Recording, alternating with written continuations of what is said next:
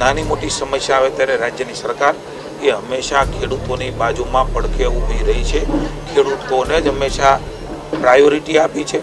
Propaganda નથી કર્યા. હું સમગ્ર ખેડૂતોને વિશ્વાસ અપાવું છું. ગુજરાતમાં છેલ્લા કેટલાય સમયથી ખેડૂતો એ આંદોલન કરી રહ્યા છે, વિરોધ કરી રહ્યા છે. સૌરાષ્ટ્ર અને એની આસપાસના ખેડૂતોનો એક જ મુદ્દો છે, એ વીજ થાંભલા અને એના વળતરના મુદ્દે. એટલે કચ્છના વાઢિયાથી શરૂ થયેલી એ લડાઈ એ કોંડ ગામ સુધી પહોંચી. જેતપર અને સૌરાષ્ટ્રના મોટાભાગના ખેડૂતો એ ટ્રેક્ટરો સાથે આવ્યા. સૌરાષ્ટ્રના જ નહીં, આખા ગુજરાતભરમાંથી ખેડૂતો ટ્રેક્ટર સાથે આવ્યા. આંદોલનની ચીમકી હતી, આંદોલનની શરૂઆત થઈ અને પછી જે થયું એ આખા ગુજરાતને ખબર છે. કેવી રીતના ક્રેડિટના ચક્કરમાં એ બે ફાટા પડ્યા. ખેડૂતો પોતપોતાના ઘરે નિરાશ થઈને ગયા. આજે ભારતીય જનતા પાર્ટીએ ખેડૂત માટે સંમેલન રાખ્યું હતું. ગોંડલમાં યોજાયેલા એ સંમેલન પછી જીતુ વાઘાણી ત્યાં હાજર હતા, જગદીશ વિશ્વકર્મા ત્યાં હાજર હતા અને કૃષિ મંત્રીને સવાલ પૂછવામાં આવ્યો ખેડૂતના મુદ્દે. કૃષિ મંત્રીને પૂછવામાં આવ્યું કે ખેડૂત આટલા હતાશ છે, આટલા નિરાશ છે, ખેડૂત સાથે આ બધું જ થઈ રહ્યું છે, સરકાર શું કરવાની છે? ત્યારે કૃષિ મંત્રીએ એવું કહ્યું છે કે અમે ખેડૂતોને પ્રાયોરિટી આપી છે અને પ્રોપેગેન્ડા નથી બનાવ્યો.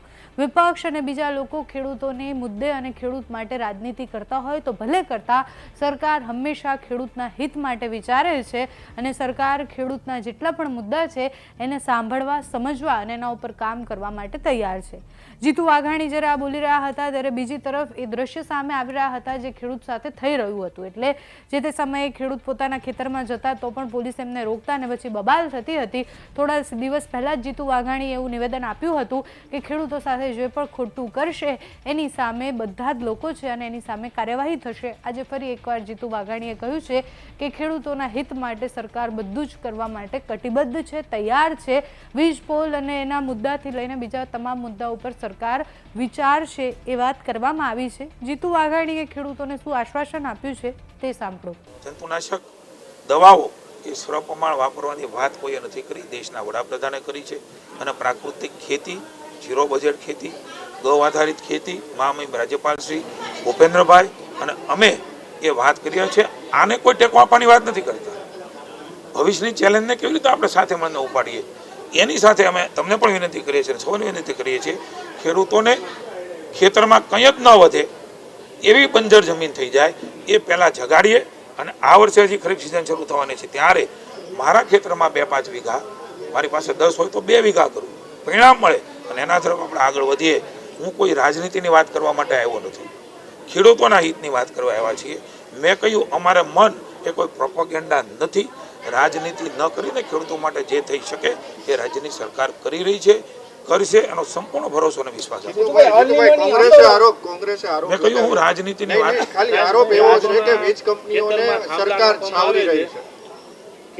હું સમયે બધી જ વાતો કરી છે. મેં અહીંયા મારી વાતમાં પણ કરી છે. વિપક્ષના રાજ્યમાં કેવી રીતે આ પ્રકારમાં શું અપાઈ રહ્યું છે એનો હિસાબે તમને આપે. રાજ્યની સરકાર એના ઉપર કામ કરી રહી છે અને ખેડૂતોનું જ્યાં હિત હોય એવા હિતકારી નિર્ણય એ રાજ્યની સરકાર લેવાની છે. જ્યાં જ્યાં પણ જે સરકારો છે એ સરકારોમાં કોઈ પણ વિપક્ષની સરકાર હોય ત્યાંનું મારે તમને વિનંતી છે કે એ પ્રકારની તુલના એ ચોક્કસ કરીને ખેડૂતો સાથે વાત કરે. હું હજી કહું છું કે રાજનીતિ એ અમારી પ્રાયોરિટી નથી, અમારી પ્રાયોરિટી ખેડૂત છે. એમના માટે જે કરવું ઘટે કરી રહ્યા છીએ, કરીશું અને એના માટેનું કામ એ ચાલી રહ્યું છે. લાંબા ગાળાની યોજના અને નીતિ એ બનાવવાનું કામ એ રાજ્યની સરકારનું છે અને અમે કરીશું.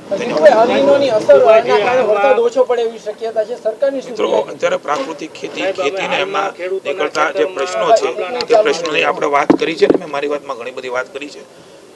Thank you. આપ સૌનો આભાર માનું છું. આ બધી જ વાતો એ ખેડૂતો સુધી પહોંચે, જાગૃતિનું કામ પહોંચે, એના હિતની વાતો પહોંચે એવી આપ સૌને વિનંતી કરું છું. ખેડૂતના આશીર્વાદથી અમે સૌ કામ કરી રહ્યા છીએ. એ ખેડૂતો માટે હંમેશા રાજ્યની સરકારે સંવેદના રાખી છે. હમણાં 25,000 કરોડ એટલે ખરીદી અને પેકેજ આખા ઇતિહાસમાં ક્યારેય કમોસમીમાં ન મળ્યું હોય એ પ્રકારની મદદ ચાહે કોઈ પણ વિપક્ષની સરકારો હોય ત્યાં પણ નથી. હું રાજનીતિની વાત કરવા નથી માંગતો. ખેડૂત એ અમારા માટે પ્રાયોરિટી છે, પ્રોપેગેન્ડા નથી, એજન્ડા નથી. ખેડૂતની ખુશાલી માટે માનનીય મોદી સાહેબના નેતૃત્વમાં અનેકવિધ ખેડૂતોની યોજનાઓ અને સામાન્ય સમાજની, કારણ કે આયુષ્યમાન ભારત કાર્ડ, શુદ્ધ પીવાના પાણી, ગ્રામીણ તંત્રને મજબૂત કરવાનું કામ, વીજળી 24 કલાક આપવાનું કામ, એમને અલગ અલગ પ્રકારે એમના લાભ કેવી રીતે મળે. હું ગણાવવા જાઉં તો ખૂબ બધી યોજનાઓ છે, ભૂતકાળમાં ક્યારેય કોઈ સરકારે નથી આપી. નાની મોટી સમસ્યા આવે ત્યારે રાજ્યની સરકાર એ હંમેશા ખેડૂતોની બાજુમાં પડખે ઊભી રહી છે. ખેડૂતોને જ હંમેશા પ્રાયોરિટી આપી છે, પ્રોપોગેન્ડા નથી કર્યા. હું સમગ્ર ખેડૂતોને વિશ્વાસ અપાવું છું. અમારા મન તમારી અંદર બેઠેલો ભગવાન રામનો રાજીપો, ઈશ્વર જોવે એ રીતે આર્ટિફિશિયલ નહીં. તમને જે જરૂરિયાત હોય, ભૂતકાળમાં પણ ભૂપેન્દ્રભાઈએ બોલ્યા વગર ખૂબ કર્યું છે.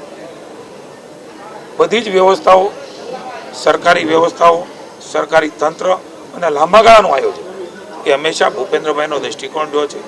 ટૂંકા ગાળાના આયોજન, ટૂંકા ગાળાની નીતિઓ અને કોઈની લોભામણી વાતો અને શોર્ટકટ એ ક્યારેય રાજ્યની સરકાર અપનાવતી નથી. અનેક વ્યવસ્થાઓ એ વીજળી મંત્રી માનનીય ઋષિભાઈ કૌશિકભાઈ, મુખ્યમંત્રી સાથે અનેક બેઠકો થઈ છે. મને સ્વયં મુખ્યમંત્રીશ્રી કહ્યું છે ખેડૂતોને ભરોસો આપજો, રાજ્યની સરકાર ખેડૂતોની પડખે છે. એના માટે જે નિર્ણય લેવો પડે એના હિતમાં એ નિર્ણય એ તમામ વ્યવસ્થાઓ આજુબાજુની જોઈને ખેડૂતોની મુશ્કેલી સમજીને એ નિર્ણય રાજ્યની સરકાર લેશે. ક્યારેય જસ અબજસ મેં કર્યું, આણે કર્યું, આને જસ જાય છે, આને જસ જાય છે, આ પ્રકારની રાજનીતિ એ ખેડૂતોના નામે ન કરી એ ભારતીય જનતા પાર્ટીનો સિદ્ધાંત રહ્યો છે.